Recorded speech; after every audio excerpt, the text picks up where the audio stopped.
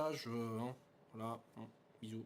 Bref, non, en gros, en dehors de Erza et Jelal, en général, je suis pas trop vraiment à fond dans les coups. Genre Natsu, Lucie, c'est, je veux dire, c'est clair qu'on va pas les voir se rapprocher avant la fin du manga si ça doit arriver. Mais au final, je pense vraiment que ça va pas se produire parce que je pense l'auteur l'a déjà fait dans son précédent manga Rêve en rapprochant au final l'auteur et le personnage féminin principal, mais vraiment à fond quoi. Alors que dans les shonen en général, c'est pas vraiment fait, c'est pas le truc le plus important.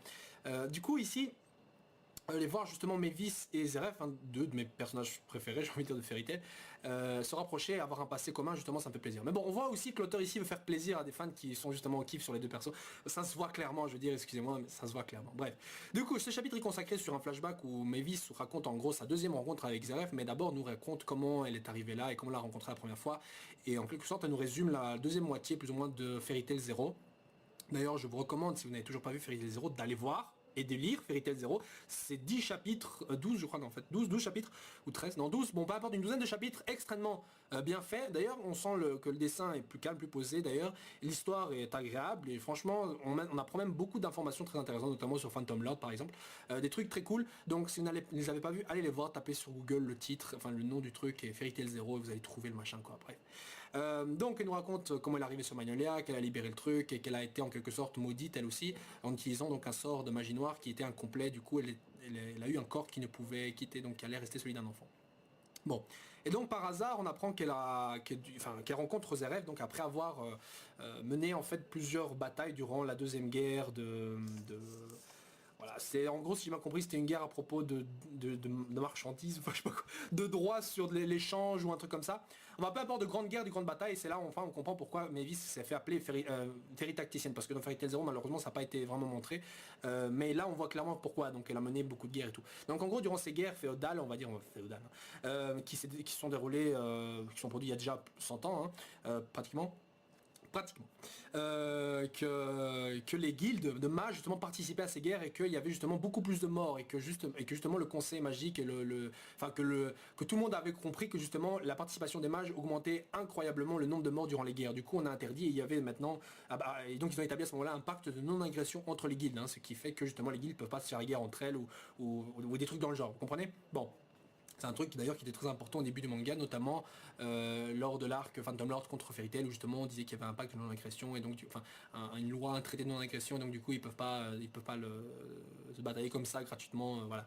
Il peut pas y avoir de guérilla quoi. Bon, donc après cette guerre justement, Mavis se balade visiblement comme ça tranquille parce qu'elle veut vivre une aventure et s'ennuie un peu. Et d'ailleurs on revoit à ce moment-là pour Ito, donc Precht ou Hades, voilà. Il y avait aussi Wartsiken et il y avait Yuri, donc le grand-père, le père de Makarov et le grand-père donc de Laxus, qui ici a changé un peu de coupe de cheveux, mais bon c'est l'âge. Par ailleurs à cette époque-là, son gosse allait naître, donc il avait déjà une femme à ce moment-là. Et il faut comprendre aussi donc que la mère de Makarov n'est pas Mavis. Mavis n'a jamais eu de relation avec Yuri. C'était vraiment une unique relation amicale. Hein, donc désolé pour ceux qui voulaient un truc entre les deux. Bref. Et donc enfin, comme je vais le dire, putain de bordel de merde, que Mavis donc rencontre Zeref dans la forêt. Et donc du coup ils ont une discussion entre les deux, comme quoi voilà, Zeref lui révèle enfin son identité. Et Mavis évidemment est assez surprise parce que voilà, on dit que Zeref c'est un méchant et qu'il a fait des trucs voilà pas cool. Et justement Mavis dit que non, tu as des yeux bons, tu as une personne sympa et tout, voilà, je ne crois pas, voilà, pour moi tu es quelqu'un de sincère, blablabla, bref, tout un petit blabla. Du coup les deux, voilà, Mavis a confiance en Zeref et Zeref ça lui a jamais fait de mal et tout. Et du coup, Zeref d'ailleurs est assez surpris parce qu'il dit ouais mais ne t'approche pas moi tu vas mourir et tout. Et du coup Mavis justement lui raconte comme quoi elle a été frappée justement qu'elle a utilisé par exemple Ro, enfin Ro c'est l'eau, donc l'eau qui est donc je rappelle d'ailleurs l'ancienne la version incomplète en fait de Ferilo, de ce qui est devenu Ferilo et encore après Grimoire l'eau pour Precht donc qui a utilisé ce sort là pour sa guilde. Donc du coup c'est un sort de magie noire extrêmement puissant et qui à l'époque incomplet ça créait apparemment une malédiction sur ton corps. Et Zeref lui explique qu'en réalité cette malédiction en fait c'est plus ou moins la même que la sienne et qu'il a été frappé par la malédiction d'Ankserum. Donc c'est un peu bizarre, mais donc elle est également immortelle et que visiblement elle risque de tuer en fait les gens autour d'elle si elle voit plus ou moins la vie du bon côté, enfin un truc dans le genre. Mais le problème c'est que justement Mavis dit mais attends j'ai tué personne autour de moi et c'est expliqué parce qu'elle a une vision différente de la vie, enfin je sais pas très bien compris mais c'est en gros surtout parce qu'elle participait à beaucoup de guerres et qu'elle a causé la mort déjà de beaucoup de gens. Donc du coup en voulant durant la guerre, voulant tuer des gens, en quelque sorte, elle empêche les autres gens autour d'elle de mourir. Hein. C'est comme Zeref. S'il est méchant, il empêche les gens autour de lui de mourir, mais quand il veut être gentil, bah, les gens crèvent autour de lui. Là, Mavis a voulu être en quelque sorte méchante en voulant gagner des guerres et tuer des gens, en quelque sorte, même si c'est indirectement. Et donc, du coup, sa malédiction, ça n'a pas eu d'effet. Et là, malheureusement, bah, comme c'est le cas, comme elle risque bientôt de vouloir apprécier la vie, bah, sa malédiction va s'activer autour d'elle. Bref, Zeref lui explique ça, elle lui dit que voilà, tu ne sais pas ce que vaut une vie tant que tu n'as pas encore pris une vie, tuée, enfin je sais pas quoi. Bref, du coup, Mavis ne reconnaît plus Zeref et là comprend que voilà, Zeref c'est en réalité le méchant qu'il y être et s'enfuit, se casse et voilà, peur pour ses amis parce que voilà, elle sait ce que vaut une vie, elle a perdu son ami Zera, donc elle sait ce que ça vaut.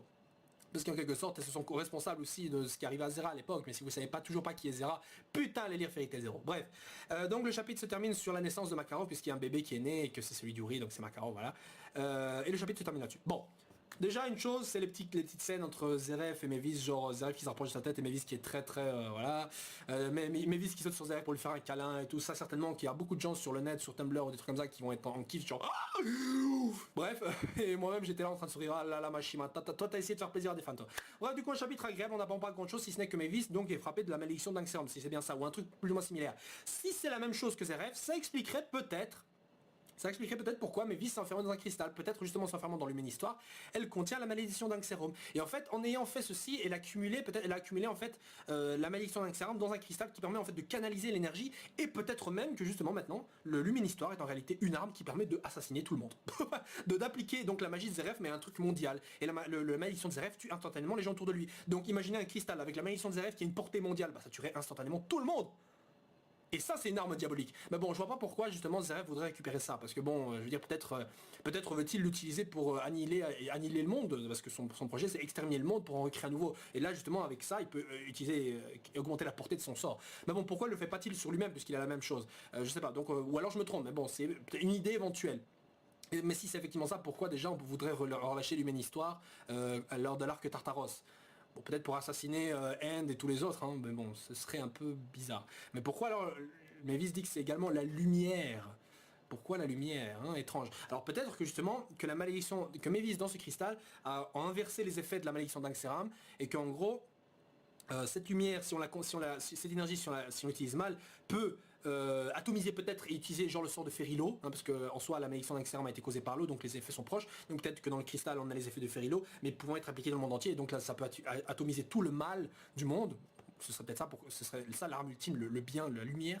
Et en même temps, si c'est mal utilisé, ouais, ça peut appliquer au contraire la malédiction d'Anxeram sur le reste du monde. Et ça, ce serait grave. Donc du coup, on a un joli petit couple duo d'immortels. Voilà. Ils sont destinés l'un à l'autre et tout, voilà. D'ailleurs, Zeref dit d'ailleurs de manière assez ironique, tu étais faite pour marcher à mes côtés, puisque les deux sont de la même malédiction, Mavis peut rester avec Zeref. Bref, du coup, leur deuxième rencontre, évidemment, ne va pas s'arrêter là, puisque le flashback ne va sûrement pas s'arrêter là, et on va voir comment Mavis a géré donc cette malédiction, et au final a terminé dans un cristal en tant que petite fille à poil, voilà. Parce que je rappelle que l'arme ultime de Fairy Tail est une petite fille à poil dans un cristal, voilà. À l'image même du manga, voilà, qui résume tout à fait l'ambiance qu'il y a dedans. Bref, du coup, le chapitre est terminé là-dessus, je sais pas ce que vous en avez pensé, moi j'ai dit tout ce que je pensais, je pense qu'il n'y a pas vraiment grand chose à dire si ce n'est que c'est un joli petit, c'est un couple assez agréable à voir ensemble. C'est deux personnages qui est très agréable de voir ensemble, surtout que c'est une dualité. Mavis la petite fille, la gentille, la lumière, Mavis la mort et tout. Mais maintenant on voit que Mavis elle-même représente la mort vu que voilà elle est immortelle. Mais bon, on a peut-être les deux immortels, une qui aime la vie, l'autre la mort. Et justement c'est assez marrant, Zeref le méchant qui est encore en vie mais qui sème la mort, et Mavis qui prône la vie mais qui est morte justement. Bref, du coup c'était une dualité assez intéressante à voir. Vos idées sur comment Mavis est arrivée dans le cristal, ou si peut-être je me suis gouré concernant la malédiction d'Anxeram, mais c'était assez agréable de toute façon à voir. Voilà, sur ça je vous retrouve donc la semaine prochaine, une review qui est assez courte justement pour Fairy Tail, c'était assez étrange, mais en même temps le contenu malheureusement a été assez baisé par le résumé et le flashback donc justement de Fairy Tail Zero. Et encore à ça, je vous renvoie à Fairy Tail Zero si vous ne l'avez pas lu, c'est vraiment des super chapitres. Voilà, sur ce, ciao ciao et à la semaine prochaine, donnez vos avis. Ziou.